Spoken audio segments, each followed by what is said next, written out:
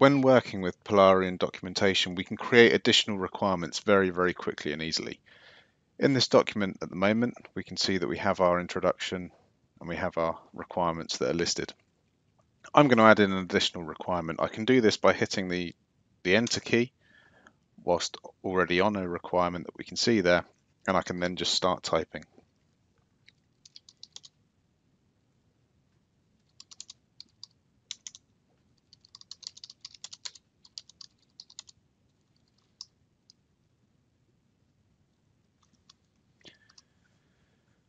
I can also add in additional child requirements by using the Tab key. We can see now that it's indented slightly. So this is automatically going to create a link of those two requirements that I'm creating.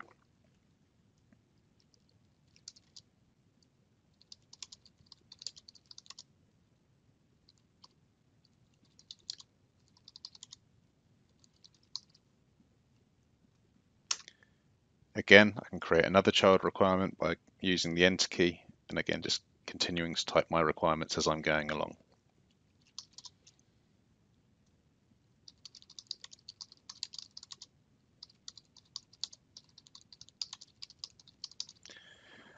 Once I'm happy with the requirements I've added into this document, I can then simply click Save, and it will now give me my unique reference numbers against the work items that I've created here. So we can see these have now been added to our document. If I want to add in any additional details on my work items, I can actually use the editor here. So we can actually select images that we want to insert, or alternatively, we can also insert diagrams. When using the diagram editor, it's a case of clicking and dragging and moving across any of our different options we have on our left hand side. We can see a whole host of different shapes. We have some markup options available, iOS 6 options available, iOS 7, and different mockup buttons. There are many different types available for you, but within here I'm just going to add in some generic shapes just to show you how quick and easy it is to actually create some diagrams within the tool.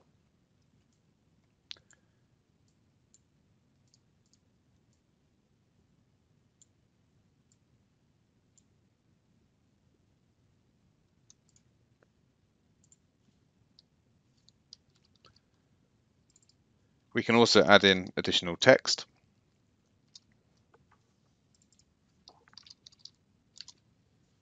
Once we're happy, we can then insert into our work item.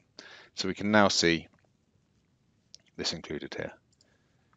Again, we'll click Save to make those changes.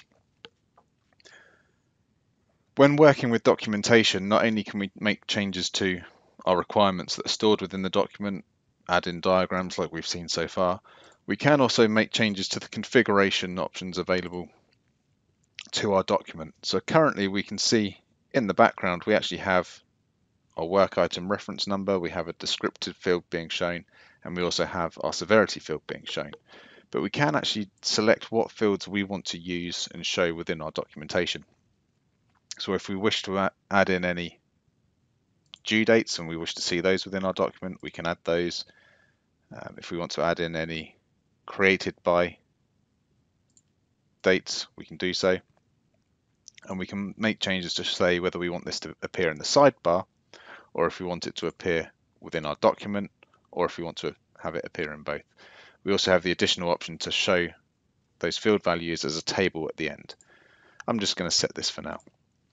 Once I click OK to accept these changes, it's now showing me the information that I've requested. So we can actually see from my work item details the created date that's been added on there.